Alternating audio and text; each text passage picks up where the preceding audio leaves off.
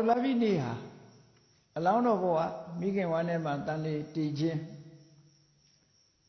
တောထွက်ခြင်းတပတ်ဆက်ကြတရားဟောပြောခြင်းဖျားဖြစ်လို့9 ဝါမြောက်မှာတကုဗျာရိဟာကိုပြပြီးတာဝရိန္ဒနတ်ပြည်ကြွရောက်ခြင်းဆိုတဲ့ထူးခြားတဲ့ဖြစ်စဉ်တွေဟာဒီတရက်ထဲမှာဖြစ်ပေါ်လာခဲ့တယ်လို့ဒါကြောင့်မို့